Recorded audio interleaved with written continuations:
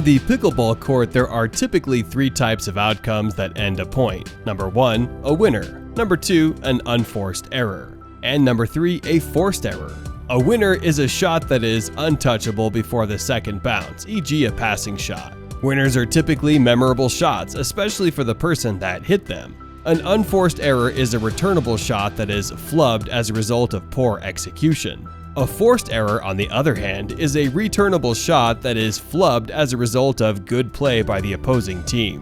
A good strategy to win in pickleball is to reduce your unforced errors. Typically, the team that makes the least amount of unforced errors on the court will win the game. Unforced errors are completely within your control, as an unforced error is a result of your poor execution on the pickleball court.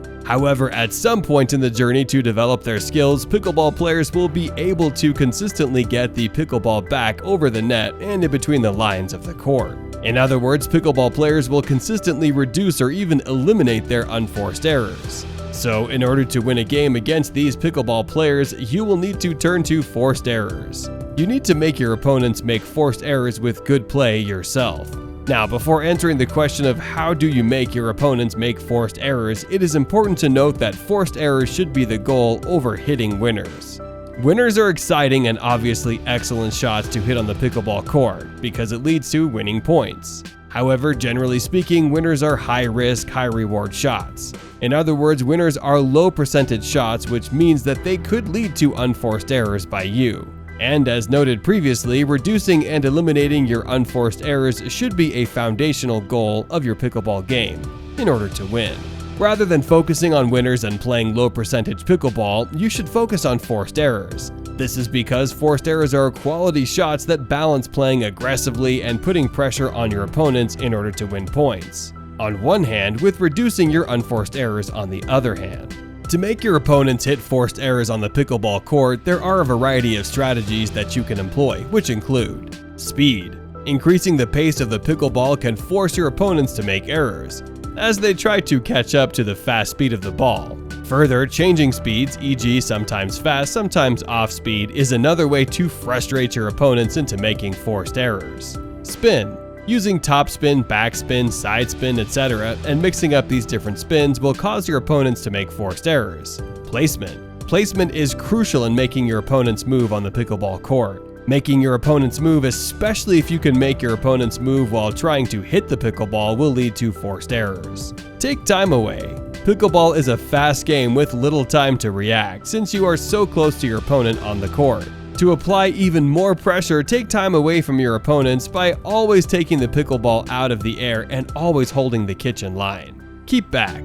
Keep your opponents back. By keeping your opponents back, you will force them into errors, as they will have to work harder to get the pickleball back to your side of the court. Plus, you will create more room and more angles to possibly hit any winners. The best way to make your opponents make forced errors on the pickleball court. With that said, the number one way to make your opponents hit forced errors is to keep the pickleball down and to hit the pickleball down toward your opponent's feet. A downward trajectory is key, as it will cause your opponents to hit up on the pickleball. Whenever you can, send the pickleball on a downward trajectory. You should, for instance, if you are able to hit a volley, try to hit with a downward trajectory rather than a flat trajectory. If you are forced to hit up on the pickleball, then it is important to keep the pickleball down or low.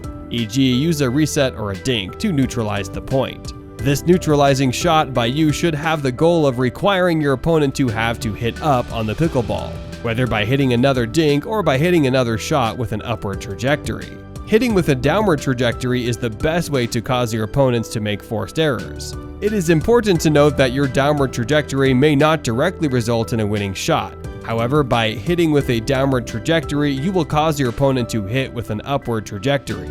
This will eventually lead to a high enough ball for you to hit a winning overhead or other shot.